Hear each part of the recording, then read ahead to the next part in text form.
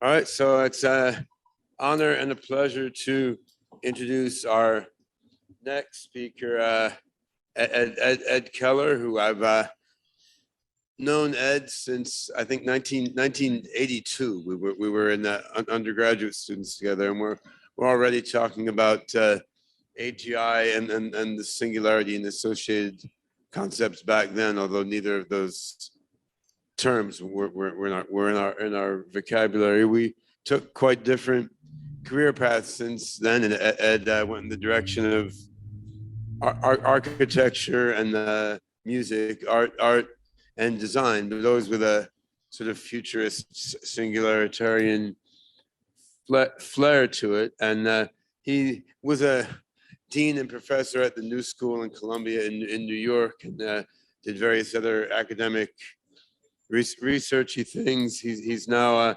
running or co-running a number of design studios, a home studio and a spec studio. He's been collaborating a bit with us at SingularityNET on various pursuits related to AI, metaverses, robots, avatars, and so forth. But what Ed is going to tell us about today is use of narrow AI tools for visual arts, which we've seen some examples of already in previous talks, and then how this may verge into AGI a little later, and how this AI in arts fits into a broader understanding of what's going on in the human species at this point. And we could all listen to Ed talk about this for hours on end. He's got a really rich, fascinating, deep perspective. But this is going to be a brief window into the miraculous mind of Dr. Ed Keller. So take it away, Ed.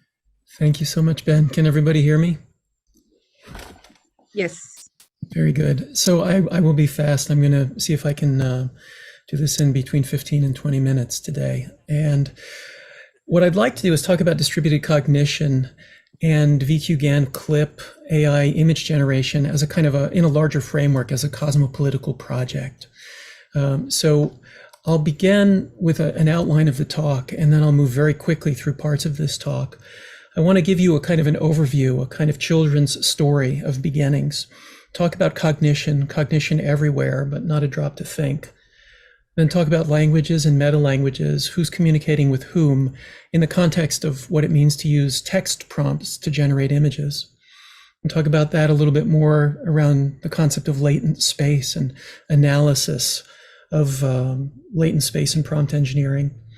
Then I'll take a lateral step and talk for a few minutes about the geopolitics of the multiverse, and then finish up talking about the ultra-conserved gesture, and then really finish up by showing another children's story of endings and other beginnings. I have to thank Ben and Janet, everyone at SingularityNET, for the opportunity to work with you over this past year, and it's just been an incredible pleasure and an incredible catalyst to my thinking, especially in the past 6 to 12 months. I'd like to begin by looking at an overview kind of phenomenon. As I said, it's a children's story of beginnings.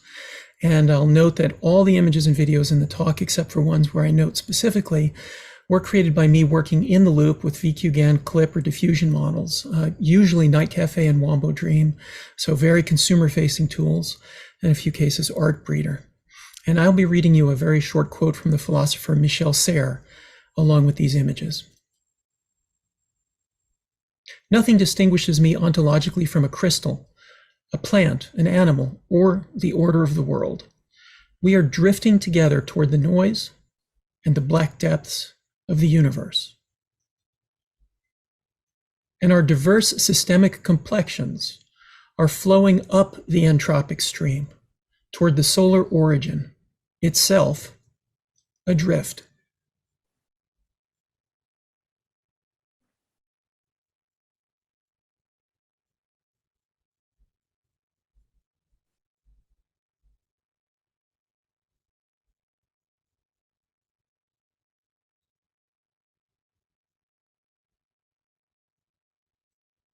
Knowledge is, at most, the reversal of drifting, that strange conversion of times, always paid for by additional drift.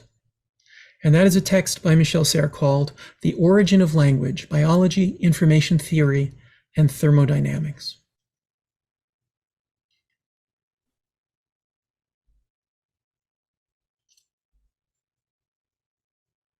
So it strikes me that we're entering an interesting time where calendrical heresies, to use a term from science fiction, find their way effortlessly to our everyday life world. For example, isn't a structure of feeling a deeply formal yet undefinable belief system that's writ in the space between fantasy and the real world systems? The machines, the tools, the instruments, the weapons, the landscapes that are moved by those belief systems. There are mathematical, formal, and logical systems that underwrite nearly all the infrastructures we live in today, and they're increasingly subject to inflection from various formal systems that subscribe to completely different ontologies of being and action than we do. So for perhaps the first time in history, infrastructures and frozen and slowed capital will be sensitive and responsive to those alternate belief systems. I can think here of Stephen Jay Gould's meditation on the Cambrian explosion, and as famously Werner Vinge has noted, the Cambrian explosion took many millions of years, but this little hiccup that we're entering right now will unfold in a few decades. Science fiction writers have called it the seizure, the jackpot, or the singularity. And I would like to take a highly critical and engaged approach to the tech accelerando we're now in, trying to come to grips with the metamorphosis of human creativity and sapience in the midst of an explosion of machine intelligence. It's more than a sea change. In the past few months, I've created, working with these systems, more than literally 30 years of design work. I have over 15,000 images like these that I've been showing. In a single evening of falling asleep, I can create 500 more just in between cat naps, depending on how focused I am with the prompt engineering. 75% more of those images will be fascinating, at least to me. And this is common. I know many other architects who are working at the same pace or faster. So in a matter of moments, each of us has access to a large percent of human history's creativity. Working with these tools is a mind-blowing experience, as I'm sure some of you know. And for those of us who are immersed for days and weeks, we see it unfolding in real time, a sort of permutation of art and design and reality, which could have been, but wasn't. And so fast, so fast. It's amazing. And to the overall machine learning and AI imaging projects, I'm sure all the images are interesting because these are being harvested. The ways we compose poetry, the way that our prompts are saved, the cross correlations of the images that the systems produce, it's monetization all the way down, to make a joke about what Thomas Pynchon said in The Crying of Lot 49. So if I can lazily produce several decades worth of work in a few months, and these tools are available to everyone, then what happens to graphic design, music, architecture, all image production? My older son, Hart, said recently that he thinks very soon, in a few years, AI systems might write, generate, animate, edit, and produce an entire feature film, which will be better than any human film that's ever been made. And it will be seen by no one, because there will be so many films made like that it'd just be made and lost, like tears in the rain, the debris accumulating at the feet of the angel of history as she is blown backwards into the future. And of course, I will be surprised if that film is not made in the next 5 years or sooner. This is precisely why, for over a decade, I've been arguing that we need to look to models of speaking with the alien, drawing from philosophy, science fiction, METI, SETI, because what we're about to enter is a time where all reality is driven by emerging and totally alien ontologies. And our only recourse will be a cosmopolitical gesture towards those alien minds and agencies. What does it mean to link this work to a kind of transhuman deep ecological thinking, which would be informed by, for example, Aldo Leopold's Sand County Almanac? In such a case, the modes of communication being tested by humans in the loop with AI are loosely analogous to humans in the loop of systems in the real world. What does Rumi say? We began as mineral. We emerged into plant life and into the animal state, and then into being human. And always we have forgotten our former states, except in early spring when we slightly recall being green again. And what does Rilke say? Your life with its immensity and fear, so that now bounded, now immeasurable, it is alternately stone in you and star. So this work that I'm showing right here is a very intuitive critically intuitive-driven approach to synthesize some classic feelings of love, cosmically scaled archetypal experience, loss, against the sea change technologically that we're undergoing now. I haven't felt personally a technology-driven tipping point like this since around 1992, when I first started doing computer graphics, set up my own rendering business, and used Softimage for about a decade. What does this lead to? Well, in a very classical sense, a possible reconciliation of reality in a wildly proliferating synthetic ecology of ontologies. The reality that the machine learning elves in our algorithms, the young AIs, the reality they perceive is definitely orthogonal to our reality. It's only partly connected, but at the same time, separating the wheat from the chaff, the reality which results after this encounter will be a hybrid between what we knew and something quite different. Remember, not many creatures made it through the Cambrian explosion. It was a winnowing. This may resonate with Eva Jablonska's idea of a kind of minimal consciousness as a factor contributing to what survived the Cambrian period. In the shortest timeline, though, the interest for me continues to be critically intuitive development of image and sound. These tools are incredible and hypnotic. We're definitely in the Vim vendors until the end of the world moment here. We're all in the same boat, as my dear friend Perry Hall once wrote, quote, "You're sitting at a table next to a window, gazing into a plane of light, trees and wind outside, not breaking your stare." So let's ask, where does thinking happen, and what's the relation between symbolic or metasymbolic systems and levels of sapience? How does the current work in VQ-GAN CLIP diffusion connect to a deeper ecosystemic thinking or architectural and urban thinking about systems intelligence? Look at the Mississippi River meanders. Over thousands, tens of thousands, hundreds of thousands of years, our planet itself indexically thinks. Material systems bundle together different temporalities. The Earth has registers of massive addressability in the river meanders. Let's imagine them as annotated thinking systems. And from Kavia's recent book, Logiciel, I'd like to read a passage by Anna Longo in her introduction. This notion of physical computation is beautifully unpacked by her as she looks at a scenario in Ted Chiang's story, Exhalation. The story Exhalation comprises a report of a scientific experiment that leads to a surprising discovery on the nature of cognition. The researcher belongs to a peculiar race of mechanical thinking beings who inhabit a world, the inner nature of which will be revealed by arriving at a full understanding of the functioning of the brain. Using a complex self-observation device, the scientist introduces a microscope mounted on a miniature arm into the exposed back of his own head. While pushing aside the golden leaves packed in the cognitive engine, he manages to observe from within the activity that he is conducting in the act of studying his own brain. He sees memories encoded on tiny plates continuously moved by currents of air. And he comes to understand that the instructions to release air are provided by the syntax of the written reminiscences. My consciousness could be said to be encoded in the position of these tiny leaves, but it would be more accurate to say that it was encoded in the ever-shifting pattern of air driving these leaves. How can we translate that beautiful image, which seems very different from our own cognitive functions, but is isomorphic in some ways? How can we translate it in a scale shift to the city, to architecture, to see where this model of cognition and computation might already be operative? What part of the city functions like those shifting leaves in the brain of that alien mind? What part of the city functions like the air flowing through those shifting leaves? Who's communicating with whom? Humans in, on, off the loop, ecosystems, humans with ecosystems, AGI, or even aliens. So let's add a little bit of humor here when we're asking who's communicating with whom. Midjourney, of course, would love this particular tweet. In like 3 years, kids are going to be texting like, "Hey, how's it going? Quizzical look, friendly person, Leica Art Station, HDR, extremely detailed seed," etc., etc. I titled this talk Distributed Cognition as a Cosmopolitical Project, and this phrase, which has been stuck in my head for a few years, needs explanation. As we consider language and communications with the animal and natural systems, or with AI, or even ET, the questions abound. What constitutes symbolic thinking in emergent language, or embedded quasi-pseudo-languages? The question is whether any of these move from instinct to intellect, and or where intuition sits in there.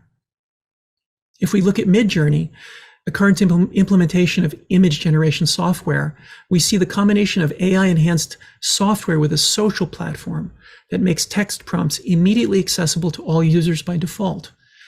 So in a way, we see the real-time unfolding of a form of proto-cognition. We're looking into that mind, like those leaves in the brain of that alien scientist. Tools that just came out in the past weeks, Clip Interrogator by Pharmapsychotic. What is this? It's about prompt engineering and reverse engineering. What does this tool do? You drop an image into it, and it tries to reverse engineer what the text prompt was that created that image. A man standing on top of a bridge over a city, cyberpunk art by Vincent Lefebvre, blah, blah, blah. That's the image. That's the reverse engineering of it. All of this makes me laugh and think of a passage from Borges. Foucault laughed at the beginning of his book Order of Things and recalled a different passage from Borges, but both are related to classification language ontologies.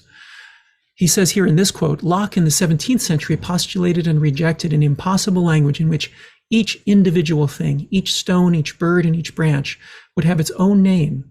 Funes once projected an analogous language, but discarded it because it seemed too general to him, too ambiguous. That's the technical problem in terms of what we're dealing with right now. And how does analysis give us insight into what the framework of this technical problem is, into prompt engineering? We can jump back in time a decade to the work that Lev Manovich and his team were doing to analyze more than 1 million pages of manga comics. What was the latent space and where was meaning constituted therein? And what were the tools that they needed to be able to look at such a huge data set? We can jump forward to just a few weeks ago and look at what is being done by scraping mid-journey user prompts and generated images to try to understand what's happening on mid-journey right now. The dataset was produced by scraping 10 public Discord channels in the general category, no dedicated topic, over 4 weeks, file names follow the pattern, etc., etc. And there below you see the user prompt and a link to the image that was generated by that user prompt. And of course, there's sentiment analysis baked in on top of this in Midjourney and the Discord channels, because people can upvote and downvote, people choose which images to upscale, which they want to iterate further on, etc. So this is part of a distributed cognition project. And if we look at some of the best work being done by architects using these tools, like the brilliant work by Matthias Del Campo, we see a similar sophistication in both prompt engineering and a critical assessment of how the prompts work within the rule set of the AI system he's using, like in this case, Midjourney. The prompt that Matthias used, cocktail bar in Vienna, many guests having a good time at night, aggressive Rococo interior combined with diagonal dynamic diagrid, high-tech steel and glass, brutalist architecture in a Cipollino marble quarry, ... along with some technical specifications on texture and section model and uplight. Matthias makes an observation in a post that he made the same day, I think. He says, this is where it becomes interesting as some of those commands translate how we speak about things, emphasizing certain words by saying them out louder or gesticulating with the hands to add symbolic meaning to your spoken language, literally a computational equivalent to modulated speech, Sprachmelodie. How can we step laterally and ask the question, what are the geopolitics of this project? For whom or what is this world? What about labeling and notation? So another dive into that. If we look back more than a century to the proposed Berlin to Baghdad railway, we see an infrastructure project that was being built before World War I. And World War I terminated that project. What's at stake for us now is very similar to a moment in European history from the First to the Second World War and after the Second World War, when political consultants like Alexander Kojève wrote a recommendation to Charles de Gaulle after World War II and suggested that the French Empire was no more and that the way forward was to be found in France's potential to catalyze a Latin empire across all of South Europe and the Mediterranean and Middle East. How is this related to VQ-GAN prompts and VQ-GAN clip software? Well, Kojève's notion that what would bind France and the Latin Empire together was a simultaneously linguistic, cultural, gestural set of everyday life practices, even up to racial isomorphisms across those cultures, into North Africa, that would make possible a coalition empire that was built on a form of neuropolitics. very similar to what Speer tried to do before World War II in Germany. To what degree is neuropolitics a part of a structure of feeling, to use Raymond Williams' term? Bringing people into a fever dream where they know the words of a song in their dreams without knowing how they knew it, or even knowing that they knew it. So a psychopolitics precisely is what's at stake today in this work. But instead of relying on low-resolution models and knowledges of how neural capture might be affected, the companies, the sensors, the algorithms, the watchmen have a microsecond fine-tuned engagement with tens of millions of pulsing mind sense nets at once. So how can we bring the large percent of human awareness to self, human awareness to sapience, if you will, with the ability to perceive self and think thought while contending with these imbricated systems of surveillance and control that we've built? Midjourney and the way it's implemented on Discord is obviously an incredible laboratory, and it's obviously an incredible data set for harvesting, scraping, and surveillance. This is why I would intuitively argue for the place of gesture as a lossy codec for communication. What's an ultra-conserved gesture? How can we think about that before I wrap up? I want to leap across civilization, structure collapse, and new formalisms. I want to end with our hands, with a children's story again. But first I want to look at what Leroy Gorhan talked about in Gesture and Speech, about the link between tool and gesture. He observes that with animals, there's an organic behavior as a whole. It's instinctive. You look at the way a fictional mouse from Villeneuve's film of Dune sweats through its ears and wipes its ears over and over again with its hands to drink the sweat. That's an instinctive gesture. You look at the way that Leroy Gorhan unpacks the intermeshing of tools and motive gesture, from manipulative action to directly motive action of the hand, to indirect mobility, to the hand intervened only to start a motor process, a technicity external to the human self, to the hand used to set up a programmed process in automatic systems. So the important point here is to extract the relation between cognitive development and the neuropsychology and the neurophysiologies of the human hand-eye brain system, and to ask, how and where are those neurophysiologies being inflected, evolved, as we deploy the tools that we're using right now, and the specific instrumentalities of text prompt to image, and very soon text prompt to space, and gesture, and what parallels exist. If we look back 35,000 years to the Chauvet Cave and Werner Herzog's amazing film about this, Cave of Forgotten Dreams, we see the legacy of hand to eye to image to gesture. It's a primordial site of early representation, notation, theater, and as Herzog himself points out, proto-cinema. The hand, mind, eye gesture is an ensemble. That's a prototype grouping neurophysiologically, which we're increasingly linking to. And the larger question of how our current VQ-GAN clip diffusion model notation labeling training performs generating images and spaces by plugging into that neurophysiological system is the place where the geopolitics of this process is cited, where it emerges, where it's contended, I would argue.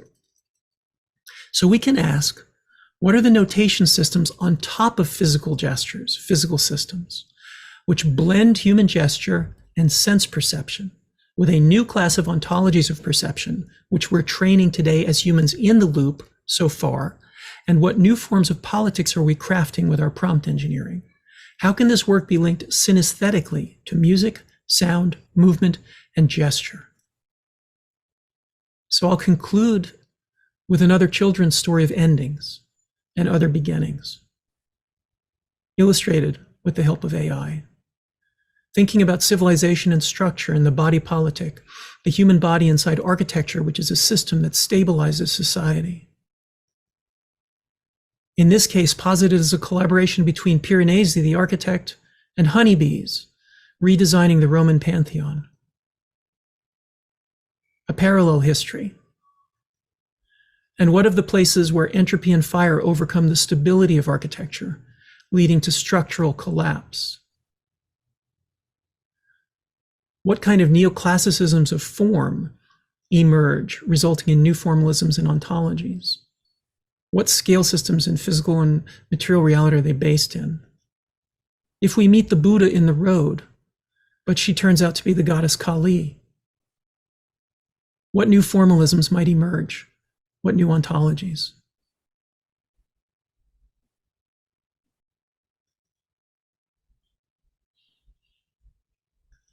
Who's our Orpheus today? Who's our Orpheus and who is Daphne today? Our hands? Our hands? No, Daphne's hands, as seen by AI.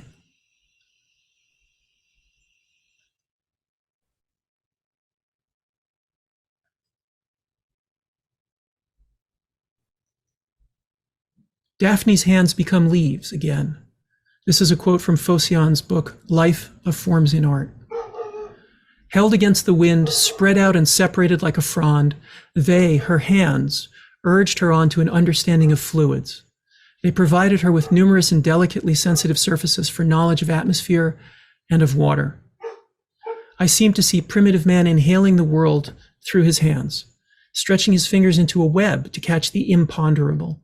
My hands, said the centaur, have felt rocks, waters, plants without number, and the subtlest impressions of atmosphere.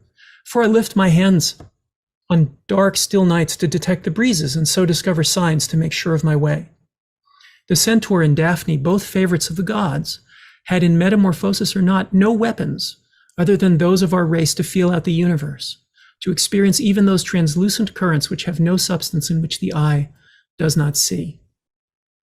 So I'm trying to link here to this question of gesture, physical gesture and intangible gesture. Why did I conclude with the hands? Perhaps to underscore the gesture as a metalinguistic notation and labeling system, which we're dialing into now with these processes. Let us recall the hands of Daphne going beyond the human as an act of self-preservation. She was transforming to defend herself from Apollo. And the way the centaur can feel unseen currents, the idea that the complex gesture as a metalinguistic and lossy codex system may be both needed for us to go forward ethically, and may indeed be at the core of teaching and learning a truly open-ended ontology for us and for our AGI-AI companions to come.